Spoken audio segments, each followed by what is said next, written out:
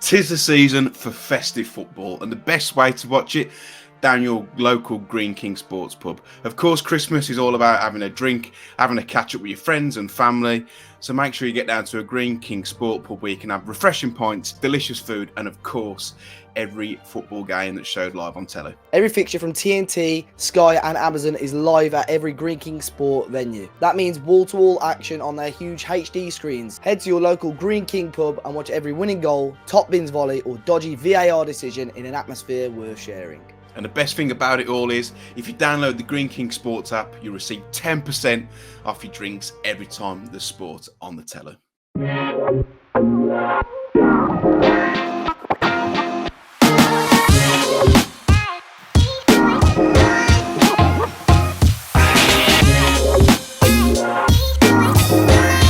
Hello and welcome back to the Talking Wolves podcast. I am your host, Matt Cooper, and we are very depleted this week. Finn's busy, George's off with the lurgy, but we are joined by Dave Azzopardi.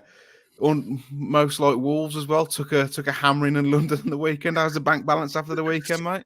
Oh mate, it's not healthy, but I think I'm the only healthy one. Like you say, we've got the festive period, we've got the short squad, so no, I'm all good, mate. Other than the match, I enjoyed myself in London at the weekend. Probably a bit too much, but yeah, looking forward to it anyway. Did you get up to anything interesting while you were down there? You went down there for the whole weekend, didn't you? So yeah. I mean, a lot of it probably cannot be spoken about on this podcast. So I'm sure, mate. This podcast is no old bar. Yeah, so it was. Let's save it to the end. That's your incentive to listen. yeah, but it was just got very drunk, and then enjoyed myself. That's all that matters. I bet you're knackered now, aren't you? Yeah, I'm not too bad. You know what? I woke up quite early both days in London. I've like the last week or so. I can't remember. Last week I hadn't started. I started the gym last week, and I'm lazy. You know, I don't start work till quite late, so I'm always up quite like 9 o'clock. I get out of bed normally, and everyone's like flipping heck. But I got into a routine last week. I've been waking up before 7:30, go to the gym for an hour, then come back, shower up, and go to work. And like today was the easiest I woke up for like all week. I woke up at 7:20. I was at the gym, did an hour and a bit, and come home. And I'm knackered now, but I've been all right. Yeah, to be fair, once you get into the routine and like the first week's tough forcing yourself, you get used to it.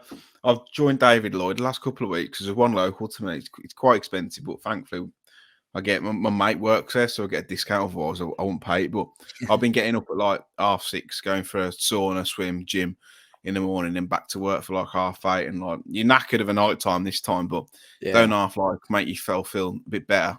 Especially over the Christmas period, overindulging. Like I put a load of weight on anyway, but starting to drop off a little bit. But everyone seems to be ill, mate. Like George's full of cold. My missus is absolutely full of it. I feel like we're the only two, and I don't know how I haven't got it. We aren't ill. Yeah, touch wood. I haven't been ill for a while, to be fair. So touch wood. Who would you touch? Yeah.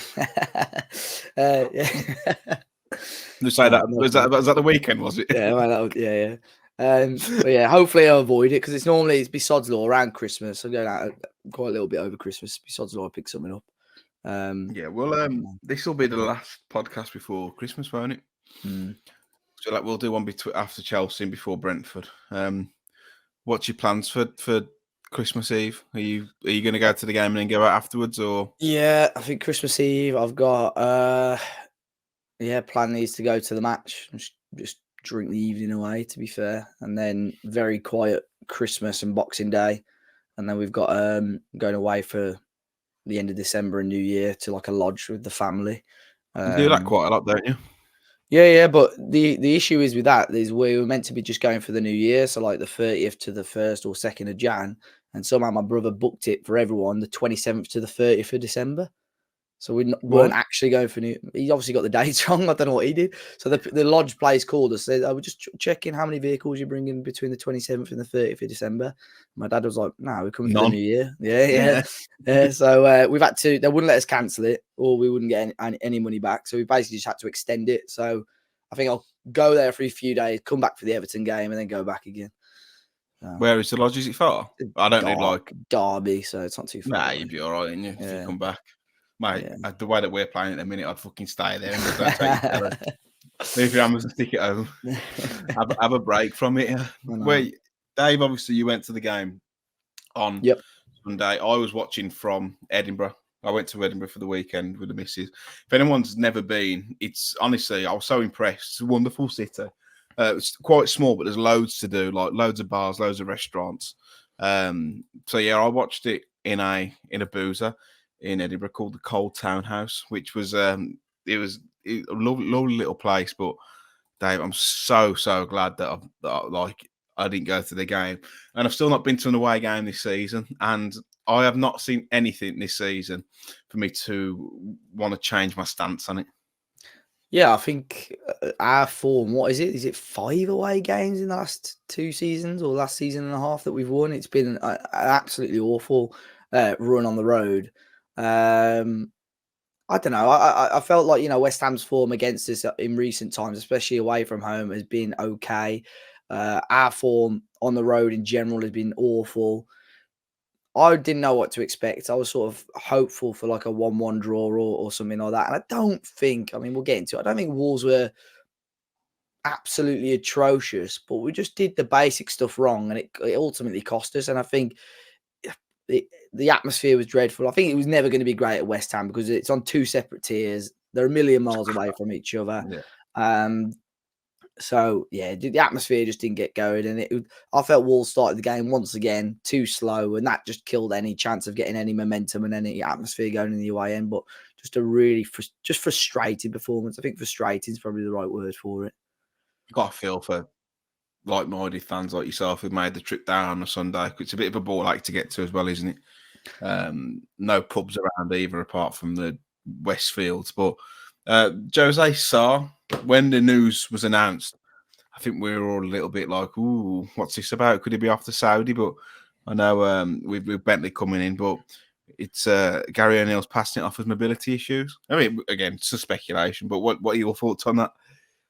Interesting, isn't it? He sort of said that there was a few players. I think there was 2 or 3 players that were ill or had a bug or something on before the game. I don't think you could see that in terms of in terms of fatigue as such and level of performance, but I think it was just daft mistakes that cost Wolves really. But yeah, the Saar one is interesting. Obviously, there've been rumours in the summer that he was going to be moved on, and there's been rumours more recently about potentially him going to Saudi Arabia. I don't know. I think we'll wait and see. I think if he's not in the squad for Chelsea on Sunday, I think that's a big sign because surely, I don't know all the ins and outs, but if you've, how did he word it? Did he wake up dazed So or he had something like that? I don't know. mobility issues. Yeah.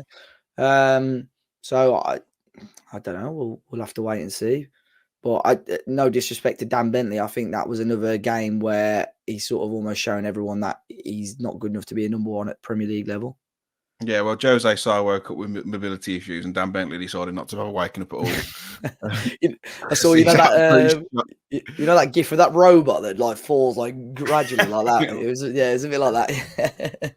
Yeah, because I tweeted, I said he's going down slow than laminate flooring. Like it's just like.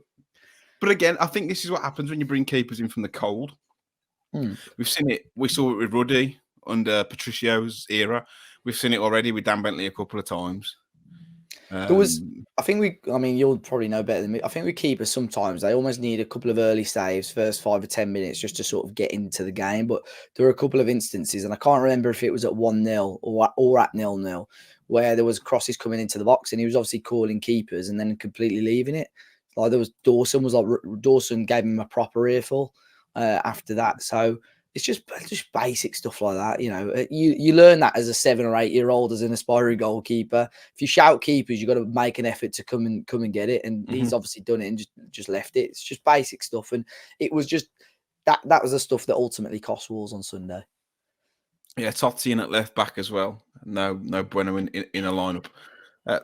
Everyone says, "Oh, why did he go to a back 4?" But to be fair, we're in a back 4 out of possession anyway most of the time.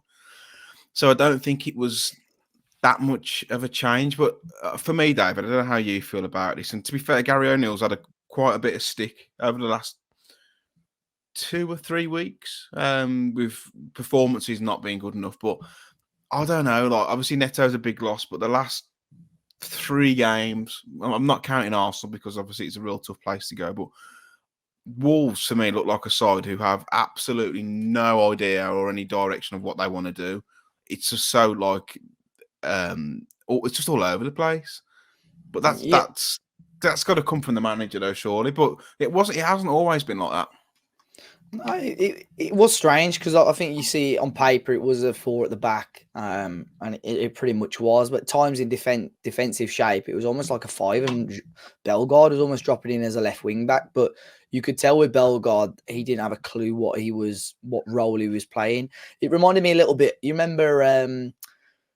I think when Man City, I think it was the De Bruyne game at Molineux, and Chiquinho started a right wing back, and it was like he doesn't have a clue where he should be at the moment. Like, and that was a little bit Bellegarde's performance as a whole. And I'm sure we'll get onto the sort of the red card incident, but I felt by half time, Bellegarde, Totti, or João Gomez, one of the three should have come off. That left-hand side stunk. It was awful. And now I think I've jinxed Totti because 2-3 weeks ago I said how he never had a bad game. He's had 2 bad games in a row now for me. But he didn't get a lot of support on that left-hand side. We were playing a high line, and I don't necessarily think that would have been through Gary O'Neill's instructions. I think David Moyes knew West Ham play like that generally. The fans are really disappointed with how they play football. If they were to replace him, would they get better results? David Moyes? Probably not, because he can play crap football and he gets results. But it's effective. With West Ham sitting so deep, it almost allowed Wolves to creep up and up and up and up. And we know when a team allows us to have possession and a high line, it's just not going to end well. And that's what we did. 3 mistakes from us ultimately, and they got 3 goals from that. And just when you've got Craig Dawson versus Kudus or Jared Bowen in a race, I'm sorry, but there's only going to be one winner. Also, by the way, I need to state the obvious, Paquetá. Yeah, he got all 3 assists, didn't he? What a player, yeah, what a player. He's just one of those players. I think you could play him anywhere and he'd do you a job. But the first goal, Dave, straight from a corner, which again is really poor to concede from a counter attack. People are blaming Semedo for showing him inside onto his stronger foot and not closing him down. My argument to that would be, yeah, he's showing him onto his stronger foot, but he's showing him into traffic like he's got players covering. Rather than showing him on the outside where he might get the beating of him, because he's a strong runner, isn't he, Kudus? He's a good player to watch, to be fair. But for me, the buck stops at the goalkeeper. He's flat-footed. He doesn't move his feet quick enough. He's not set quick enough, and he's gone down like the robot that you alluded to earlier. It's really, really poor. Yeah, I think, well, the one point is off corners, I thought deliveries were better off corners in regards to we're actually beating the first man, I think, on pretty much every set piece, thankfully, at the weekend. But I pointed out Bellegarde. I think he's got to do better in the initial 50-50 after the ball comes back out of the area. I think he's got to, win that. And then when you don't win that, that's where people have got to reset and make sure West Ham don't get an attack out of the way. I mean, it's quite hard for me to tell at the ground, and I've not spent the time watching the goals back, if I'm honest. But yeah, I think Semedo could have probably got a little bit tighter to him. But like you said, I still think Bentley's got to do better there. And that was frustrating because that's the first little bit of momentum Wolves got in the game. We were holding on to the ball. We were pushing West Ham a little bit more. And then, they just flick the switch, go down the other end and score that goal. And that was a bit of a kick in the teeth when that had gone in, to be honest. I think the first goal, I'm just watching it back now. I think the first goal is the one where I think Paquetá plays it past Bellegarde.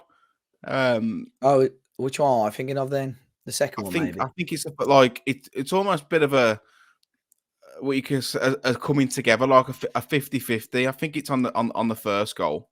Yeah. So I think, is that when they get half clear the corner and it's Bellegarde versus someone and then he misses? Yeah, he loses out on the 50-50. He doesn't lose out. He doesn't lose out on a 50-50, mate. He's just fucking spineless. He pulls out of it. I'm gonna get. And I think players have got to show a bit more determination, a bit more character. You've got to take one for the team there. You've got to go in where it hurts. Because if you shirk, I think that's what a lot of people were saying, that like no one wanted to take the bookings, which I do understand in this day and age. I mean, on the Sky Sports highlights, they cut it out, but I mean, it's a great ball from Paquetá.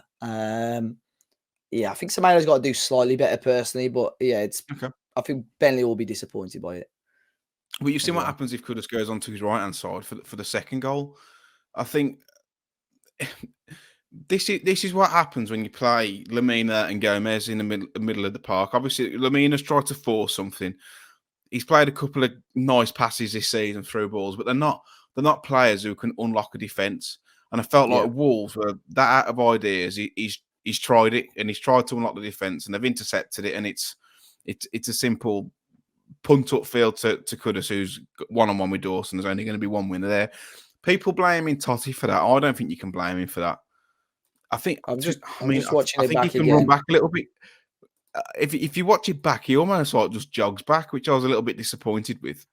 Um, he's Yeah, not exactly busting a gut, but I don't think you can blame him for being caught up the field because that's by design. That's on Lamina for losing it so cheaply. But again, you got Dawson on the cover. He tries to show him down the outside a bit further, but he just shifts the ball too do you quick for think us. that? Well, I think this is the one issue, and this is why Wolves, in terms of when switching from the back four to the back five, why the back five works so well, because you could use Ait Nouri and Semedo to bomb on forward, Mm. or whoever your left wing back is to go forward, and you'd still always have those three players almost just sat there ready.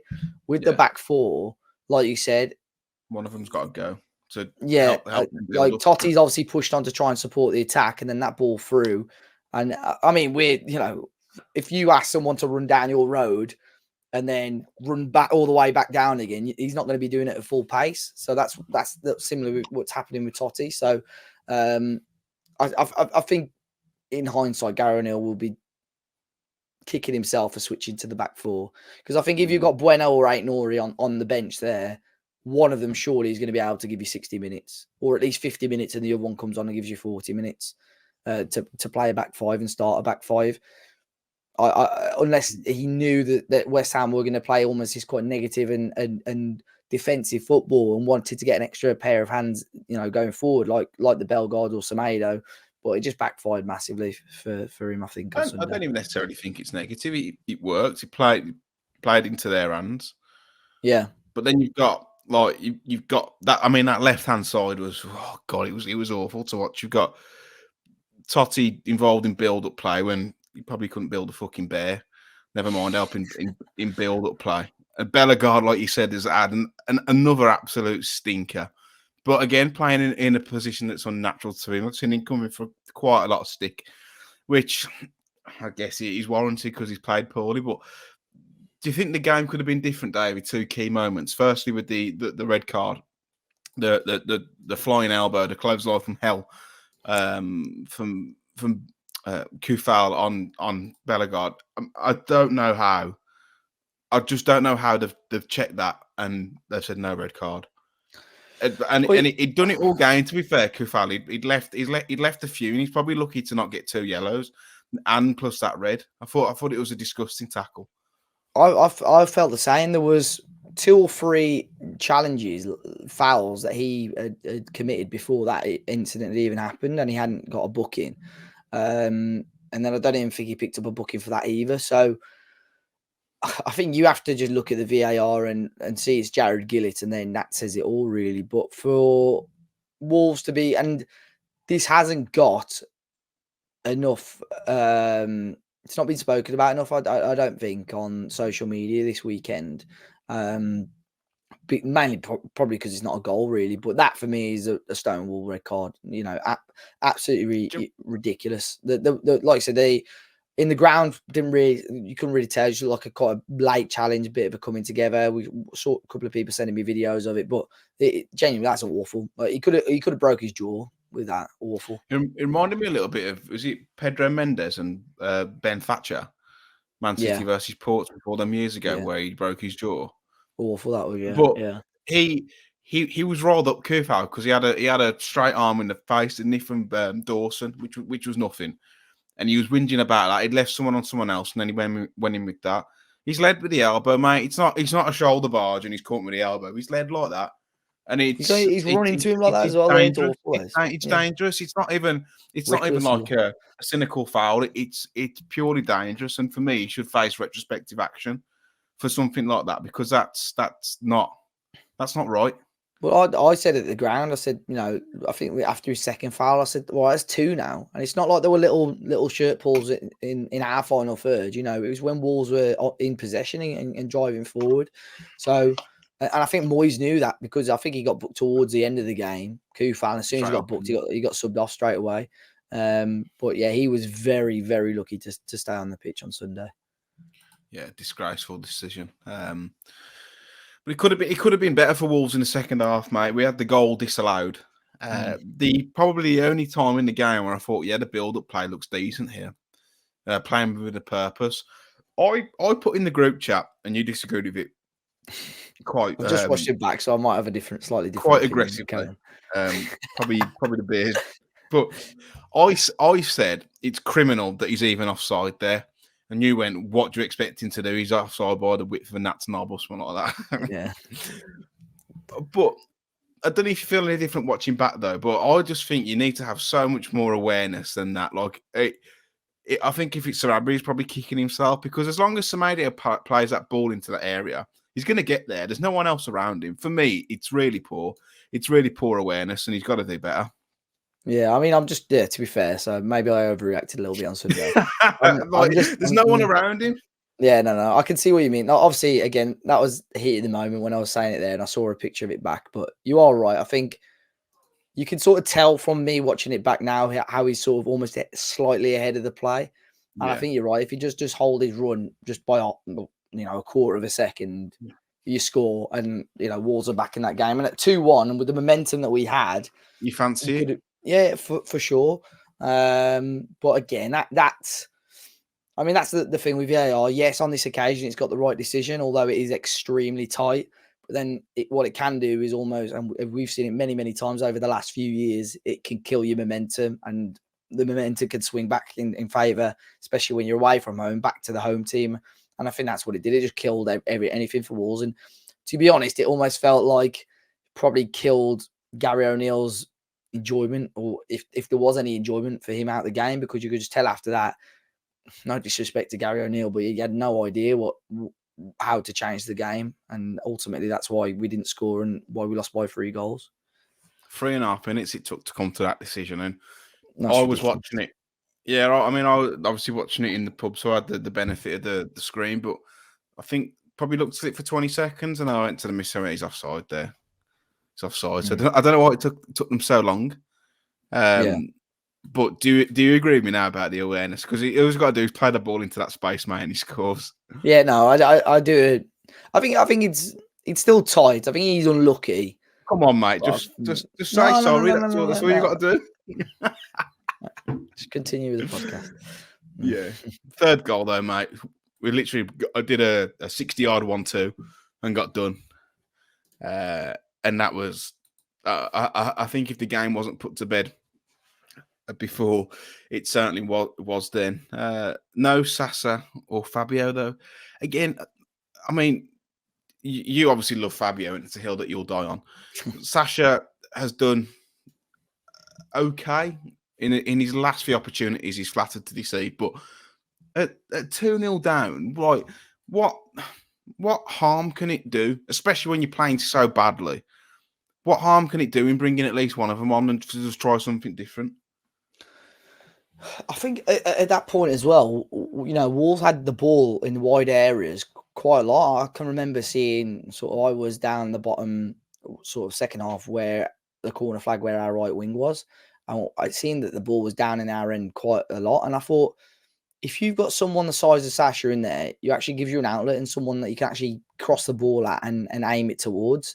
And I'm baffled that neither of them got on the pitch, honestly. And I think I know the last 2 weeks, I think the Forest game especially, I said that I think Fabio could have been an adequate option, but I think Sasha would have been a good option for Sunday. We had a lot of the ball. We were playing quite high up, so the ball was in the West Ham final third quite a lot, and I think he would have been that right player. The ball can bounce off him at times. He's a bit of a nuisance. So I'm absolutely baffled that he didn't get a kick. At 2-0, that before the third goal, he should have come on. And I still can't understand why he didn't get a look in. Yeah, I think you give at least one of them a go because, like I said, it was that poor. You may as well. What If you're harm is it losing a going to game 2-0 and you've got cause? two But strikers on the pitch, why are you not bringing one of them on? It just makes no sense. I think it's stubbornness now. I think it's got to be stubbornness or a message to the board saying, "Look, I really don't fancy these players. We're 2-0 down. I don't want to bring them on." I think it gives. I mean, we did a video on it this week, but I think it gives. I think the situation with Fabio is written in the stars. Really, I don't know if there's any questions on it later on, but the Sasha one makes things very difficult for Wolves because it's almost as if Gary O'Neill's putting that little bit more pressure on him to get rid. Look, I think there'll be suitors, but I don't necessarily think Wolves are going to make their money back on him. He's such a unique but quite a niche player as well to deal with in some senses. But yeah, I think if either of them are going to move on or both of them are going to move on, Wolves really need to act quick and try and get those deals done sooner rather than later, so they can get the right replacements in sooner rather than later as well. I wouldn't mind. I mean, Fabio would probably like to go permanently. I think he probably would too. Even with Sasha, if it was just a loan deal for 6 months back in the Bundesliga, if he scores 6, 7, 8 goals, and then he still holds his value a little bit, doesn't he? You got a guy that's been out injured for 12 months as well. Like giving him sprinkles of minutes here and there isn't going to help his match sharpness. So, yes, scored us a couple of winning goals, like you said earlier. He's not been fantastic when he's been given opportunities from the start of games. But ultimately, I think that's just mainly down to how Wolves play. It just doesn't suit him as a player. No, it doesn't. And I think when you do bring him on, it changes the whole dimension. They want to knock long balls up, but that's not his strength. I think he's better with the balls into his feet. Yeah. But yeah, I think the writing's on the wall for them pair, Dave. I know you did the video on it this week, but do you think if they get rid of both of them, then Wolves will have to bring 2 strikers in, or a striker and a winger? Yeah, I don't mean not necessarily 2. Definitely we'll have to bring 1 in though. Obviously, that was the plan anyway. I don't know. I think they can get by to the summer without bringing another one, without bringing 2 in. Sorry. So, but I don't know because then you've got Hwang possibly going out to Asia Cup duty. Neto, you just don't know what his fitness is like. So I don't know. Really don't know. It'll be intriguing. It'll be an intriguing January anyway. How long's the Asia Cup for? I think it's similar sort of length of time to AFCON. I think it starts a little bit later. So the Asian Cup starts, January the 12th to Feb the 10th. So, but I don't actually know. I thought the squads would have been announced by now, to be fair. But obviously not. You'd expect them to go fairly depth into the competition, though, wouldn't you? Yeah, just looking at it, I mean, they've won it twice. I mean, you got Japan, probably one of the other favourites in there as well. So it'd be Japan or South Korea, I'd assume. So you would expect them to go quite far in that. But saying that, and again, Hwang for me hasn't been phenomenal. Yeah, I think he's. I know. Yes, he's. He scored. He's our top goal scorer, so I can't take that away from him. But I think Wolves can easily bring in a player that can contribute as much as he does at the moment. Yeah, and I think he's one of those players. He goes missing for 90 minutes and then pops up in the box in the right space at the right time and takes all the plaudits. I think his overall game is pretty poor. But who cares if he keeps scoring? Just before we move on to the Christmas Eve fixture, Dave, referee rating. I don't blame the ref for the red card. No, and this is the thing we say. This is the thing we say. Most VAR decisions. Sometimes you can understand why the ref's not giving it, and then this is the issue with VAR because you've got clowns like Jared Gillett that are running it. I'll give the referee. I can't think. The only thing that frustrated me was his lack of consistency with bookings. Like I said, I think Kufau could have easily been booked, but I think overall he managed the game fairly well. So I'll probably give him a 7.5. That's probably our highest rate in the season. I think that's fair. I think I was a little bit disgruntled at the consistency with the yellows, but also stopping play for stuff that you could quite easily just let the game flow. Yeah. I mean, I don't know if you've seen, and I don't know how true it is, the how MLS are going to try and stop the time wasting. I don't know if I mentioned it to you before. So I they did said see the law. it's good, but it's strange in a certain. So if a player is You might want down, to, yeah, I was going to say, explain what it is. yeah, I think if a player is down injured for longer than, I think it's 15 or 30 seconds, they have to stay off the pitch for 2 minutes. So I think it's a way of stopping stopping time wasting, basically. And if a player is substituted, they've got 10 seconds to get off the pitch. How about if So you're actually like you've actually had a injured. bit of a whack and you need like Well, treatment and that's you got all to right. against half for an extra 2 minutes? Yeah, I know. So that's the only thing I can't quite understand with it, really. Which it would be interesting to see how they would enforce that. But Mm. moving on to the game at Molineux on Christmas Eve, Dave, a controversial fixture at that. Wolves versus Chelsea, two teams who were struggling a little bit. Chelsea's still full of quality, but have seemed to have fallen off another cliff recently. I know they're suffering with quite a lot of injuries. But how do you approach this? Aït-Nouri's got to come straight back into that team, hasn't he? Because he's integral to how we play. Yeah, and hopefully Neto's back available. I think Gary O'Neill made it pretty clear that we were hoping he was going to be part of the squad. I don't think he'll start, but again, just to see him come on for 20 minutes, half an hour at the end of the game could be a real boost for Wolves. I really don't know what to expect. This will be vintage Wolves in regards to we rock up and we beat these on Sunday, and it would be great, to go into Christmas with that win. I felt, after the Forest game, we look at that Burnley game and realise how crucial those 3 points were now, by the way. But we're going to this Chelsea game, and I still think we need something out of the match, whether it's a point, whether it's 3 points. Because I think if you drop points against Chelsea or lose to Chelsea, then you go to Brentford away and lose that. All of a sudden, I think you start looking over your shoulder because you've got Everton who are in unbelievable form at the moment.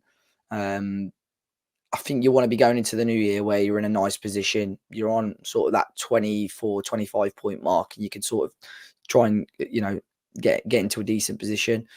But Chelsea, like you said, Chelsea got loads of quality. And I think it's not that they've been awful. They're just inconsistent. Some games, they won the other night. I've not watched a huge amount of them.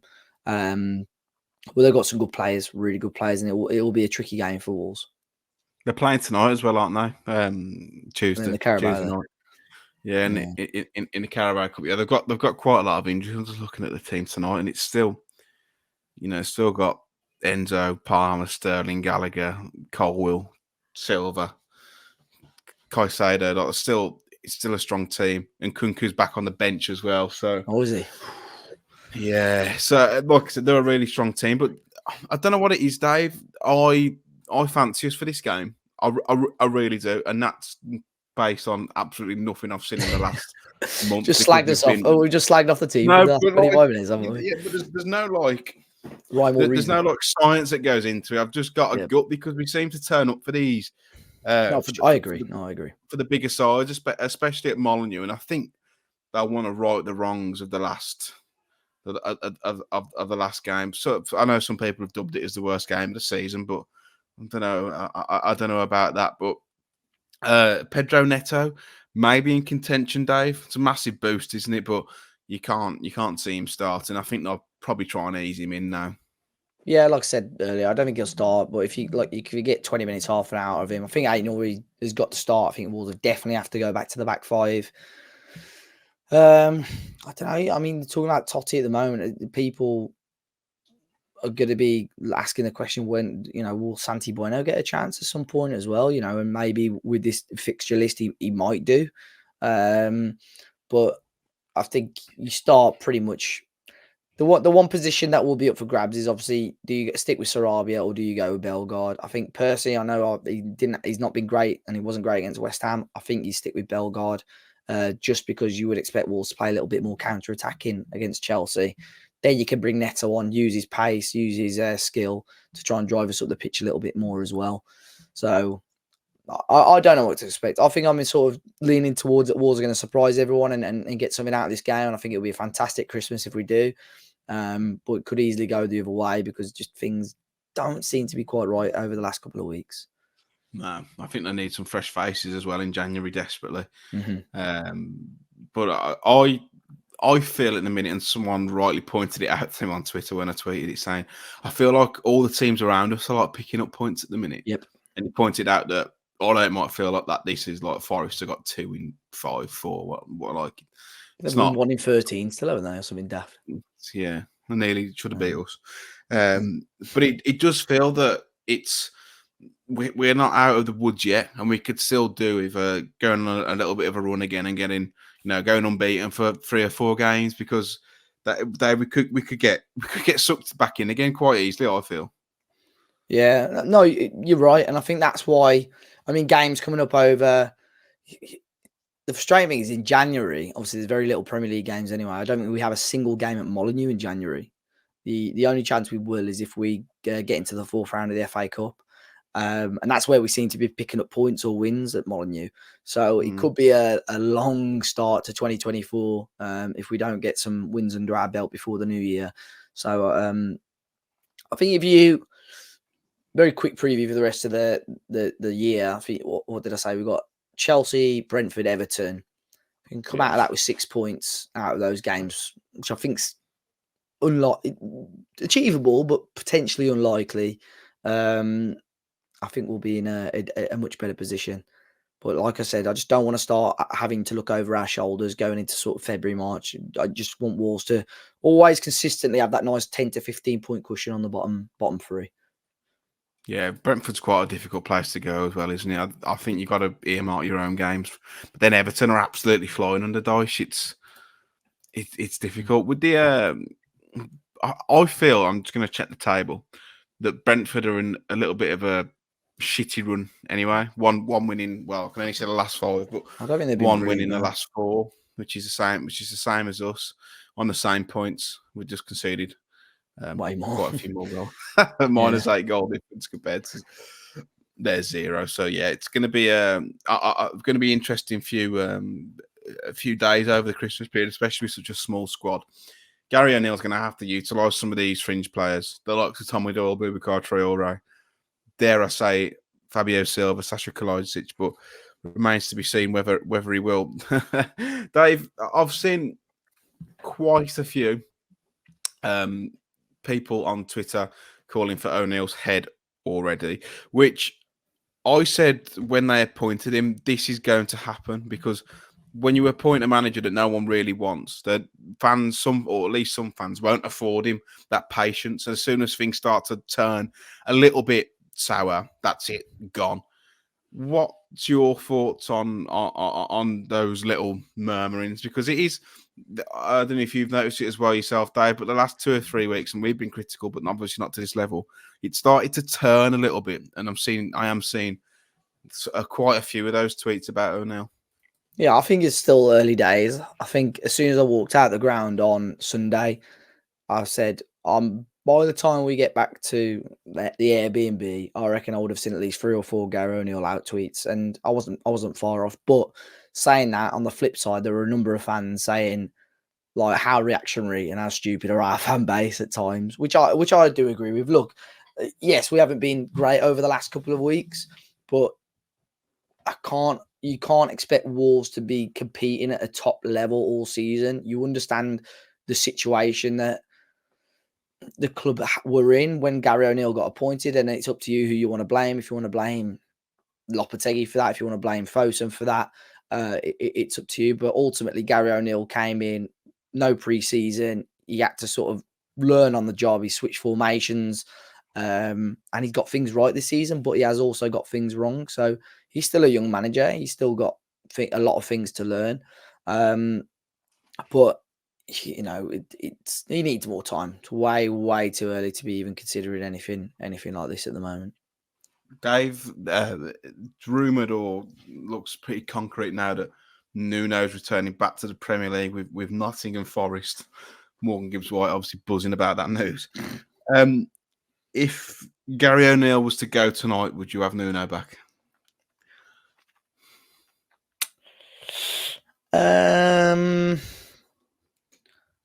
I don't know. The only reason if you could guarantee it to be like the first 3 years, and you would. I think you don't go back. The old saying, you don't go back to an ex. But I don't know. It's one of those because I think he's been far too disrespected on the timeline, and not necessarily by Wolves fans. I think Wolves fans are giving me quite a bit of credit, but Forest fans especially. I think Steve Cooper's a good manager. I think he's probably, you see this with managers, they almost take them as far as they can go, and I think that's what's happened with Steve Cooper. But Forest fans are disrespecting Nuno way too much. I think he'll do fine there. He'll keep them up, no problem.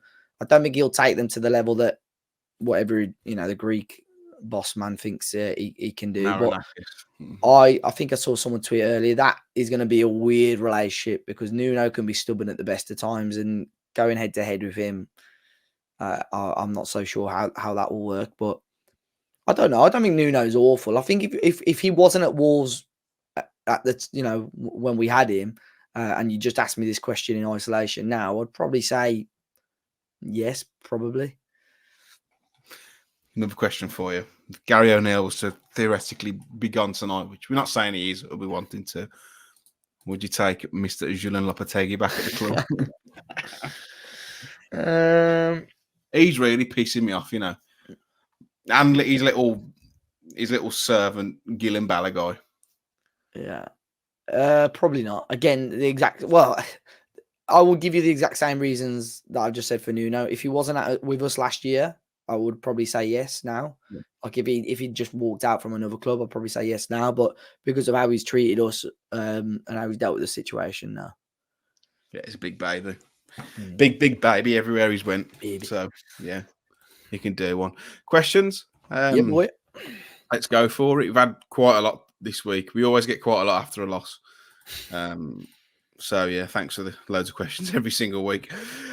This is one I put in the group chat earlier, and Dave was like, really good question. Not so sure. Alfie, and it's no, snide marks on Alfie. Thanks for the question, mate. Would you swap Matheus Cunha for current Diogo Jota? Well, he just put Jota. Well, you might be talking about the one from Al Ittihad. You never know, do you? I think that's like you asking me, would you swap your 2-bed terrace in King's Standing for a 4-bed detached house in Four Oaks?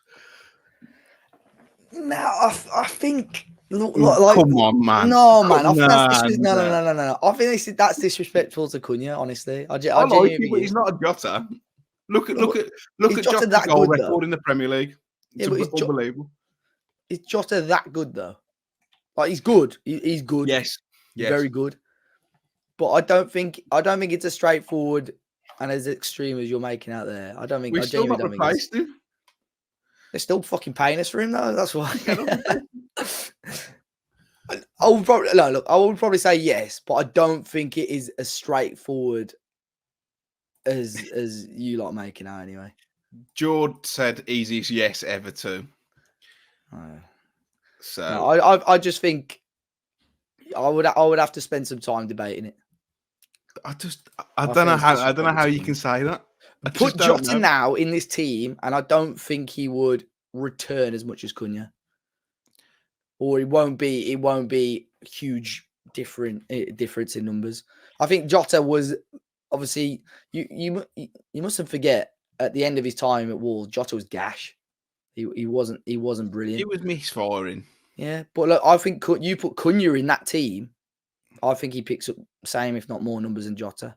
Yeah, but he's got Jota in the Premier League, 65 goals and assists in 155 games, 51 goals. Like, he's a machine. Is that just at Liverpool? Is that Wolves as well? Wolves as well. I love Jota, but I think look, to answer the question, I'd probably say yes, but I just don't think it's a straightforward. I think that would be if someone asked me that after a few pints in the pub, it could be an hour-long discussion, and I'd still be debating it. It's one of them 4 a.m. after party chats, that is. That is kitchen chat, that is. Yeah. Tyler has asked, I feel we've been playing worse since Sarabia became more of a regular, and he's getting away with it because of his wonder cameo versus Spurs.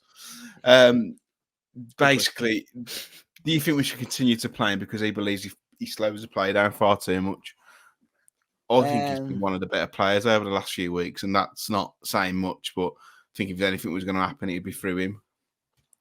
Yeah, I mean, I understand Tyler. I do understand Tyler's point because I think sort of if you look at it, sort of our form has dropped ever since he sort of got introduced back into the team.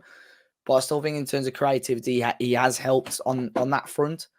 I just think we're missing Neto, full stop. And I think like you could shoehorn Bellegarde into that position, you could shoehorn Sarabia in. I just don't think they're going to match what Neto can bring and Neto's output from the start of this season anyway. But yeah, I like Sarabia, but I'm still not 100% on him. No, I think you could probably go and get a better player for the wages, but it's that transfer fee, isn't it? That's why they've put him on that. Matt Wolf has asked, is Gary O'Neill's stubbornness ultimately going to be his undoing? Would you trust him with a January war chest? A chance would be a fine thing. Or would you be wise to wait until the summer and reassess? What do we mean by stubbornness now, though? I think his stubbornness in terms of subs, not bringing on Sasha and Fabio and making it very clear that he's not in the plans despite chasing games and things not going our way and not changing it. I think he's quite stubborn with stuff like that. I think as a manager, sometimes you have to be there. And it's send a message or a bit of both. One, to keep trusting the players that are on the pitch sometimes. Two, to send a message to either players or the board. But at the same time, on the flip side, you do sometimes have to be flexible. You know, if you're a manager and you know something's not going right, it's almost stick or twist. Good managers sometimes will stick and trust what they started with. Other managers will twist and make the changes, and it works. Like we saw Lopetegui do in his early days, change the system 2 or 3 games, and it worked. Did it again in other games. Are you thinking, what on earth are you trying to do? And again, I think that's just him being a young manager. That's something that he'll learn. In terms of the war chest, you laughed at it. There's no chance of a big war chest coming in. So, again, I think Wolves, I have full faith it'll be a productive window under Matt Hobbs. But I think it'll be enough to keep Wolves in the Premier League, which, like we explained last week, was the plan. Or if fans like it or not, the plan is to make sure Wolves are a Premier League team again next season. And then, obviously, depending on the situation with finances, we see where we are in the summer.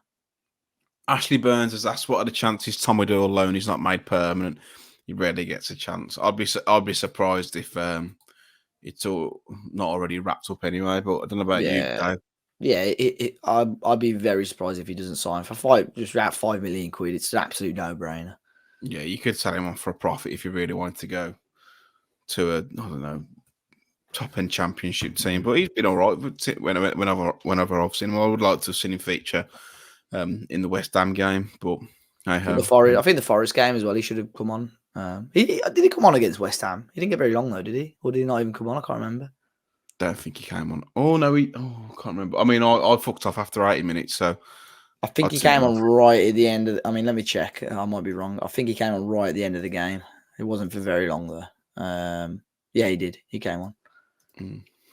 Rob Morris has asked, do we still need to worry about West Ham's hierarchy eyeing up O'Neill? Or has their interest waned following our defeat to the Hammers on Sunday?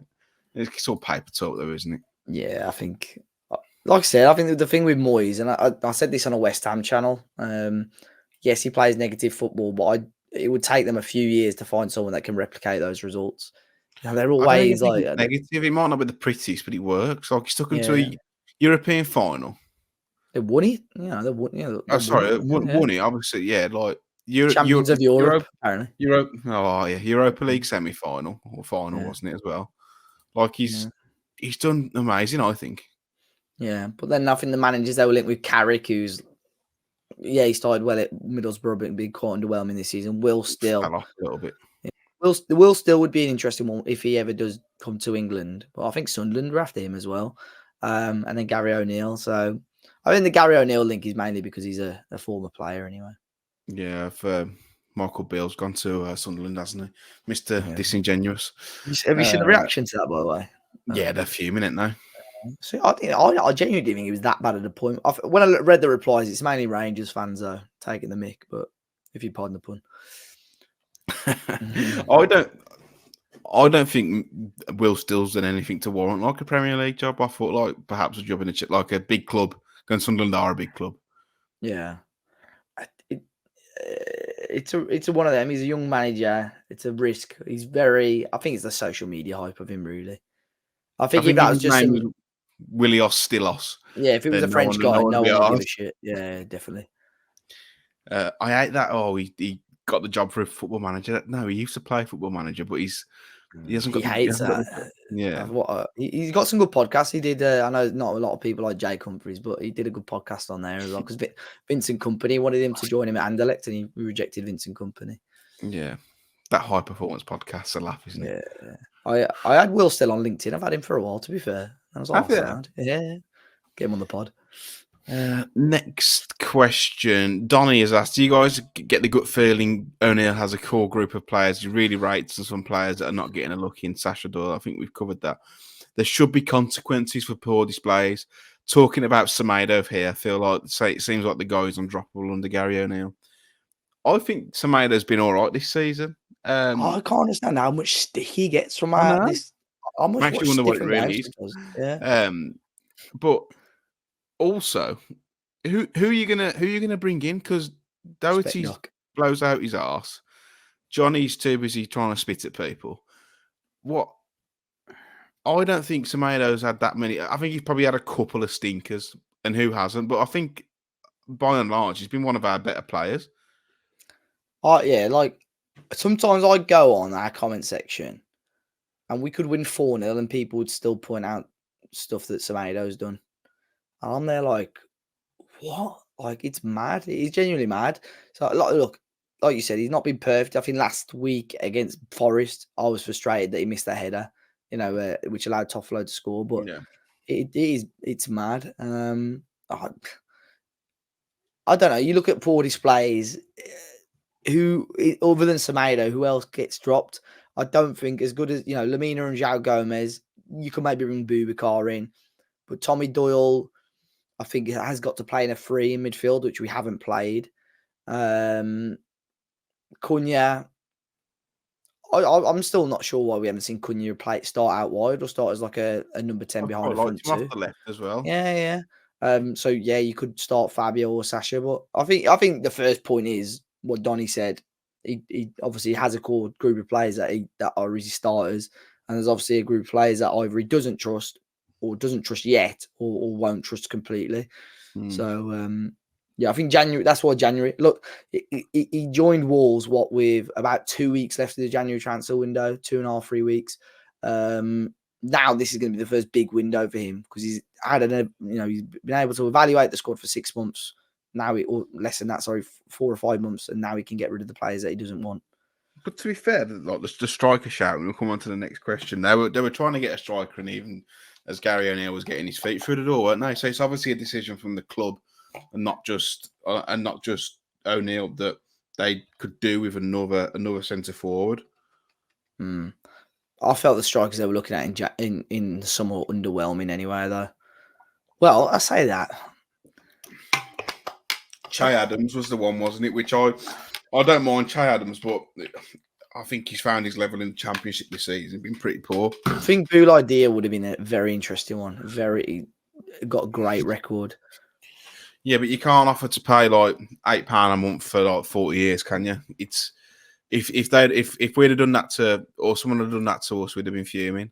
Obviously, that's what it was. It was a loan offer with an option to buy, and they felt it was to unsettle the player. But I don't even think he scored like 15, 16 goals in Serie A last season. Caught in a shit team. But he's wound them up now, so I think they're happy to move him on. But now it doesn't look like Wolves are interested, if you believe various reports. So bit of a strange one. Juicy Fruit, he has asked if you only have one position to replace in January, which position would you choose? I think he's got to be striker in it. I think it depends if you keep Sasa and Fabio, and if they do stay, whether O'Neill decides, we'll give you a chance. I think weirdly is that like I think every position really Wolves could bring. Goalkeeper, we don't know what's going on with Sarr. Obviously, left wing back, Johnny's done whatever he'll be gone. Then Ain't Nori goes to AFCON. You got Hugo Bueno, who's the only option there. Centre halves are just all over the shop at the moment, but you should have enough in because you got Mascara coming back. You got Bueno, right wing back. According to our fan base, Semedo's load of gas. Yeah. So I think there are each position there's a case there to be had to where we can improve it. But I think for me, the forwards have got to be one, or even a winger or something like that. Yeah. A ball carrying winger who's really good in 1v1 situations would be my preference, because I feel that's when we look most dangerous. And I think once those players are either out the team or taken off through fatigue, then we just look toothless. And I think that's probably what scares most other teams as well. So that's what I would do. But yeah, we shall see what January brings. Cav has asked if you could have any one Wolves player around for Christmas for dinner, who are you picking?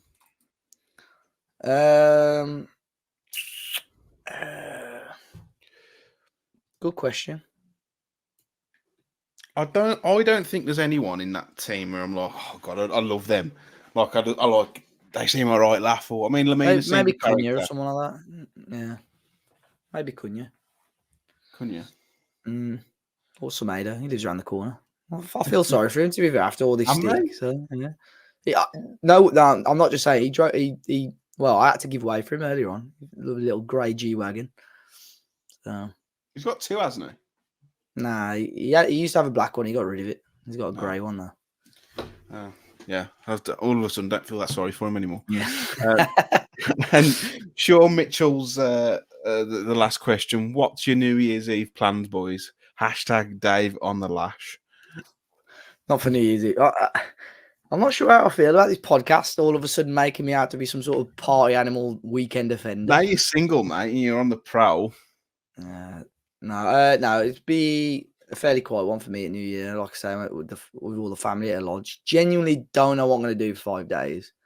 So I'll probably have to take my PlayStation, have Sky go on and watch the darts all week, to be honest. But no, I don't think it'd be a heavy one. I don't think. Hopefully, you can do what you did in London, somewhere nearby, like a strip club that you could go and visit. I was just saying, like my mate Joe, who went with me on Saturday, he said, make sure on your podcast you mention the guy that was winding all Wolves fans up in the away end. So there was at the back of I was in the upper tier, in the back of the West Ham upper tier. The only other time I went, there was a lot of people. We were right by the home fans. There were people giving it the big, and then when they went 1-0 up, there was a guy right in the back row. And you remember when Sam Allardyce laughed at Chico Flores? Yeah. And just went, this is all that bloke just did. But from afar, he looked like Sean Ryder. Yeah. You know Sean Ryder, yeah. So that's just all a melon fan. Yeah, but then he was with his missus, and she was decent looking. And but then Wolves fans started singing to him. Something about him having a small cock, so he must have loads of money. Or something like that. And then singing the chants you would expect to be singing to his missus. Yeah. And I was saying, do you take it up the whatever? And she was like, oh, wouldn't you like to know? And it all started getting a bit heated. But he was loving it, mate. He just kept going, to all the Wolves fans. And, mate, all these kids were getting so wound up. Like, it was, when you're 3-0 up, though, you could do without stuff like that. But it's great when you're winning, though, isn't it? Like, you can just over the separate barrier. I'm not doing anything for New Year's. I don't particularly like it. I think it's overrated, but I find it a little bit depressing because it's like obviously a lot happens in a year. It's gone quick this year, though, isn't it? How mad is it? How quick is it gone this year? And you might think I'm a bit sad for this, but I tend to get myself off to bed quite early. Like I don't have a takeaway, and then about 10:30, 11, I try and get to sleep, and then I wake up early the next day and go for a walk and have a coffee because I don't know. I like to start the year right rather than starting a hangover and people saying, fuck, he's so boring. That's just the way I am. I don't like seeing the year and it makes me feel a little bit depressed, to be honest. No, it's been... I mean, every year's like you have ups and downs. And it's been a crap year, really. It's been a very tough year for you, isn't it, mate? So yeah, so I'm hoping 2024 is a much better one anyway. Yeah, it will do, mate. Just got to make positive choices, keep going to the gym and stuff and exactly, working on yourself and keep out of them strip clubs because you'll end up with nothing. Spoilers. Dave, it's been a pleasure, mate. I've enjoyed it just as two this week. Where can people find you should they wish to follow you? Yeah, so it's at Dave as a Party on Twitter or Instagram. And very Merry Christmas, Wolves fans. Thanks for the support across this year.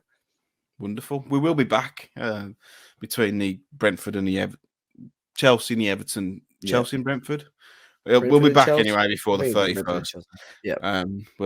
We'll try and squeeze a podcast into there. So, but yeah, I echo Dave's thoughts. Big thanks to everyone who supported this year, and have a wonderful Christmas. Rumours it might be a white Christmas, so who knows? But hopefully we get a little early Christmas present with a win against Chelsea at Molineux on Sunday. So until next time, take it easy and look after yourselves.